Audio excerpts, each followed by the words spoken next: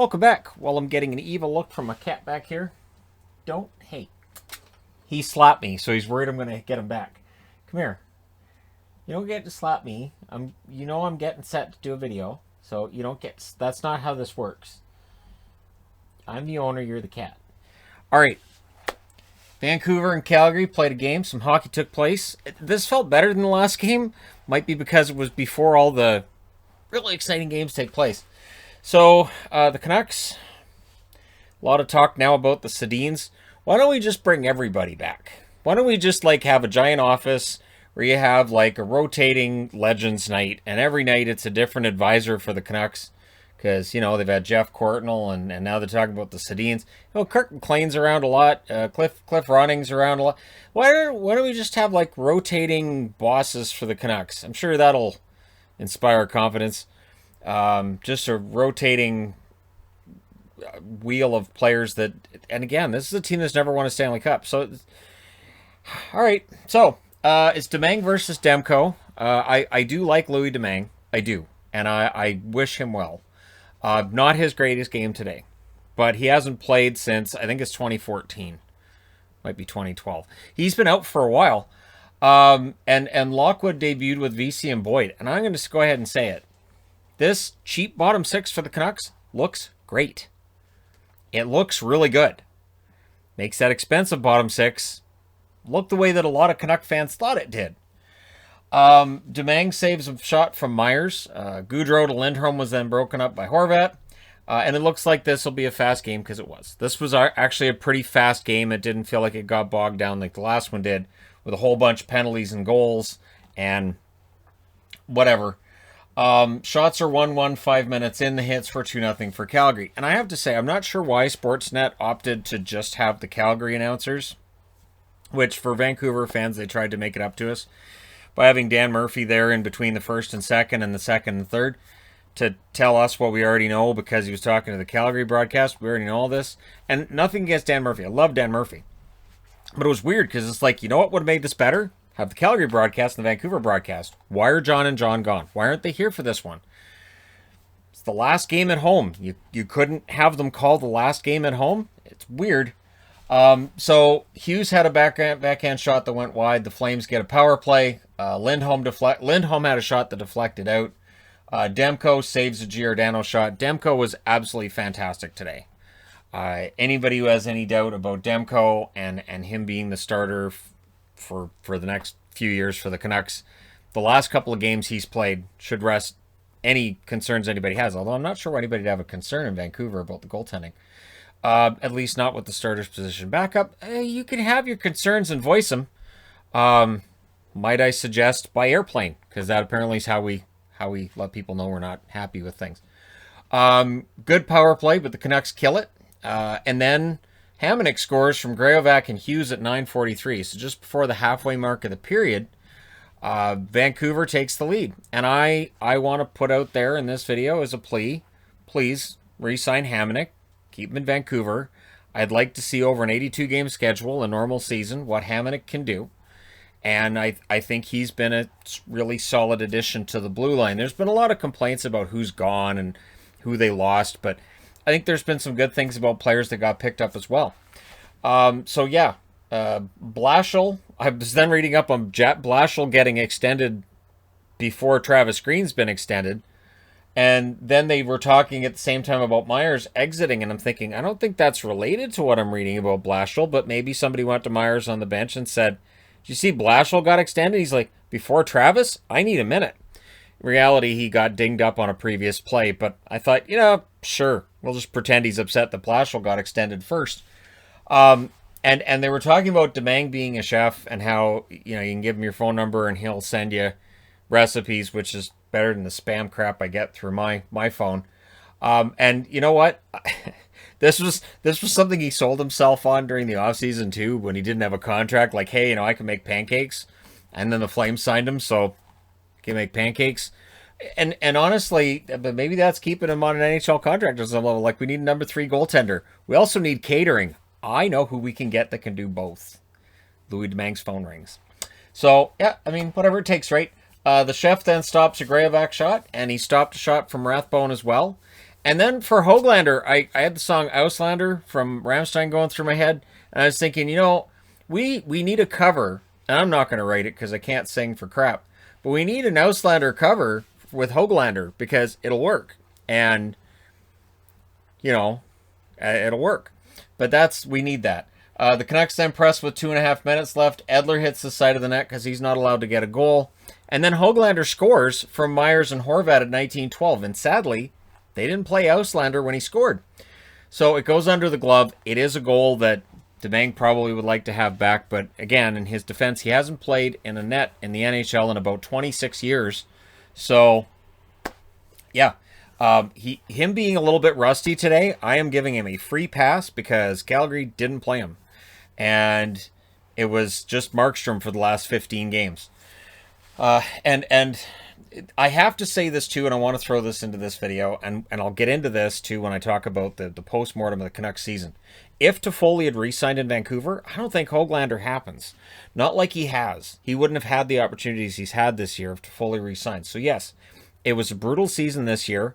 I don't think if the Canucks had kept Toffoli, they would have made the playoffs. I know that's a hot take people aren't going to like, but Hoglander's been great. So he's not scoring like Toffoli because nobody in the Canucks is, but I would also argue Toffoli wouldn't have scored like that if he stayed in Vancouver either. And yeah, fight me is right there. So there you go. Second period. Early Flames chance to flex out. Miller then fires one high. Some good back and forth chances there. Gaudreau had a shot that was saved. Shots were 4-3 for the Flames at 7 minutes. And again, just get this game done. Get it over. Get her done. Get her done. Canucks press, get their first power play. It was a Nesterov penalty. Then there was a shorthanded 2-on-1 near miss for Backlund twice. And I thought the Canucks were trying to give back the shorthanded goal they got the other night, so I don't recommend that. Then there was a goal by Myers 3 seconds after the power play ended. It was challenged as offside, which means it was offside. And this is where Cassie Campbell said, stay onside. Okay, players don't intentionally go offside, except when it doesn't matter. And B, what does that even mean to stay onside? Because they were talking about how the rule has changed now, where if your skate's off the ice, it's okay as long as you break the plane of the line, right? As long as your foot is over that blue line, you're onside. And it's because we were looking last year at, is the skate on the line, is it not? She's like, I think the best advice is to stay onside. They taught me that as a kid. Yeah. Our kids in homeschool hockey last year were taught how to stay onside. I'm not sure. And again, I don't mind Cassie as an announcer, but that was a head scratcher for me, where I was like, wait, stay onside? Is there a player in the league that's like, hey coach, I'm totally jumping offside next play, man. I don't care. I'm gonna tell that linesman where to stick his blue lines. Okay, we're gonna have to sit you, Bob, because that's a really stupid idea. Can't sit me, I'm gonna sit myself. Good on you, Bob. So, yeah, I mean, you look for insight from your color announcers. There's your insight. Mackey and Horvat then had a fight, and I'm like, Horvat? What's Horvat doing fighting? But apparently he got mad because he didn't like Mackey with a hit on Pearson. So that's twice in 2 games now that Mackey, and I kind of feel bad for Mackey, has done something. The Canucks are like, that's it, let's go. And Horvat started the fight, and no instigator. I honestly thought that was just as instigatory as the last game had been with Gadjevich. So no idea. Pearson then chipped one that Domingue saved. It was from a rough angle. I thought that was going to go in. Honestly, I was like that. If that goes in, Domingue might be out. Lucic was then denied by Demko. Lucic tries again. He's denied again. Honestly, Lucic has had a good season. I know people like to just, rip him, but he's had a good season. I don't have a problem saying it. There was a late penalty then. The Canucks press with 6 minutes left. Domingue makes the save. Got that. Late. Stop it, Shannon. All right, late penalty to Ritchie. Canucks get a power play out of it, because that's how that works. One team gets a penalty, the other team gets a power play, unless you get the even up penalties. Lockwood ticked him off, so he interfered with Horvat. And I was like, yeah, it makes perfect sense. You get mad at Lockwood, the debuting rookie, and you're like, you know what? I'm just going to knock down Horvat then. All right. You do you, Chief. 12 seconds later, Edler decided he felt bad, so he was guilty of a high stick, and it was just one of those careless high sticks that you look at and go, So Edler's in the box. Because every game it feels like Edler takes a penalty. And I know that's probably overstating it, but it really feels like every game Edler ends up in the box. Another Flames 2-on-1, shorthanded. Hughes defended that. Quinn Hughes takes a lot of flack. And I get it, but people need to realize Quinn Hughes is in his second year in the National Hockey League. It takes a while to learn how to be a defenseman. They don't all come in like Cale Makar and just, superstar out of the gate. Even, a guy like Hedman, it took him a while. It was year 3 before he really hit his stride. So let's not get too on Hughes about his defensive play. It's going to come around. The offense is fantastic as well. Last minute, Mangiapane had a shot that deflects out. So we go to the third, 2-0 Vancouver still. Would have been 3-0 if not for that dastardly blue line. Stay on side, kids. That's all I have to tell you. Goodbye. He's a terrible coach. First minute pressed by the Flames. Is he drinking again? Demko was sharp on Mangiapane chance. Mangiapane had tons of opportunities. He really did throughout the first 40-plus minutes. Boyd with VC and Lockwood have been very good to this stage. Was good again. That line was getting the puck and drawing time in the offensive zone, and that's really all you can ask for from a fourth line. And then Lockwood tripped Giordano just to get on the score sheet because he didn't have a point yet, so you might as well get penalty minutes so your name shows up in the newspaper. Nobody reads newspapers. And so the back-to-back penalty kill saves are then made by Demko, who's becoming quite the story, as the Canucks in the third period opted to let a lot of shots happen. Good power play, gets 3 shots. Demko was the one that killed that off. Goudreau was then denied. The shots were 9-3 for the Flames 8 minutes into the period. And then Myers scores on their 4th shot from Besser and Miller at 9:28. So Brock Besser, again, on the board. JT Miller with an assist. Now, on that play, and that goal counts, Lindholm felt Miller had tripped him at the other end of the ice as the Canucks were going up. And then Derek Ryan gets a delay of game call, so the Canucks go to the power play. That leads to shorthanded chances for Mangiapane, as well as for Nordstrom. It's killed off. No shots on that power play for the Canucks whatsoever. Pearson then misses wide. Lockwood had a chance that was saved. And then the puck goes the other way. Ruzicka was denied. This is when Cassie said shutout. So she's talking about Demko. He goes, well, obviously he's got the shutout. I'm like, did she just say shutout? Somewhere John Garrett at home, probably eating a burger and fries, and no judgment from me, burger and fries is the best meal. Probably spit some of his soda when he heard that. Did she say shutout? He might have gone to Rogers and been outside the building screaming, let me in. I don't know if they're actually here. Lindholm, you can never tell this year whether or not announcers are actually in the building or if they're remotely broadcasting, just watching TV the same as the rest of us. Lindholm then with a deflection that was saved by Demko. Höglander had a breakaway. That was saved by Domingue. It was actually a 2-on-0 there too. And then Mangiapane breaks the shutout from Lucic and Ruzicka at 16:38. That's Ruzicka's first point. And thanks, Cassie. Thanks. Flames then pressed for another. They'd pull the goalie with 2:24 left. Edler was on the ice. Noteworthy. The Canucks were trying to get him that 100th goal. They were trying. It just wasn't happening. Demko denies Mangiapane. Can't deny them all. Tkachuk scores from Goudreau and Giordano at 19 minutes. So the Canucks are trying to throw the game because I've got my jersey on. I've updated the records. Everything's good. So, of course, here we go. But Besser gets the empty net goal from Hamonic at 19:41. I can only assume he went to Edler before this and said, no, it's mine again. So Besser gets a goal. Hamonic with the assist. So Hamonic with a goal and an assist today.